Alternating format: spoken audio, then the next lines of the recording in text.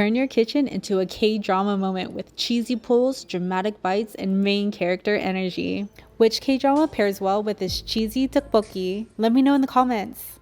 Okay, let's start by soaking the rice cakes in warm water for about 10 to 20 minutes just to help soften up these little babies. Don't use super hot water, otherwise they'll crack.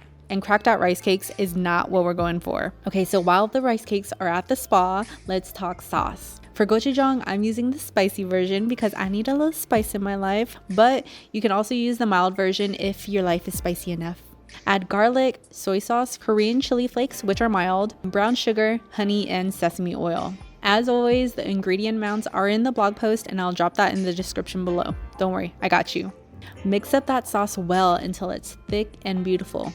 Just like you. Now for the base of the broth. Dashi broth is typically used and it's made of dried kelp and dried fish, but those are a little harder for me to find and I rarely use them in other dishes, so I'm using this bonito soup stock. It's a much easier and convenient way to create dashi broth and it has a long shelf life, kind of like using chicken bouillon. So you can sprinkle it in other dishes too if you want to give it a little oomph of flavor. But for this tteokbokki recipe, all we need to do is mix it with water to create the broth.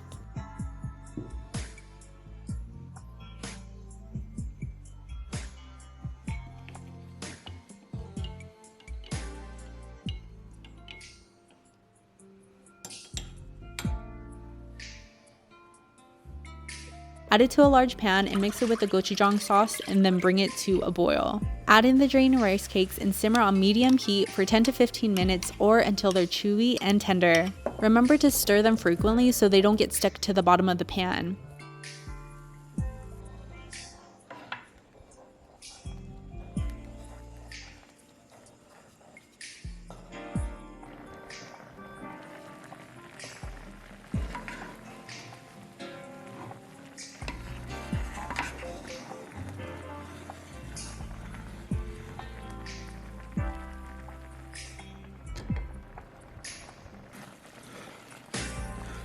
Once the rice cakes are soft and chewy and the sauce is thickened just like you like, drop the heat to low and add freshly shredded mozzarella cheese, then cover with a lid. Girl, I already hear you through the screen. I know freshly grated cheese is more work, but it's absolutely worth it. If you want that glorious cheese pull, grate your own cheese, girl. It only takes an extra minute or two, and for the easiest grating, grate it while it's still cold from the fridge or pop the cheese in the freezer for a few minutes. Cold hard cheese is easier to grate than warm soft cheese.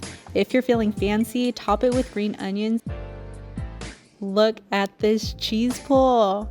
What's your favorite K-drama? I'm a newbie and I need your help with Rex so we can watch and eat together. Let me know in the comments. The full recipe is on mikaeats.com. Enjoy!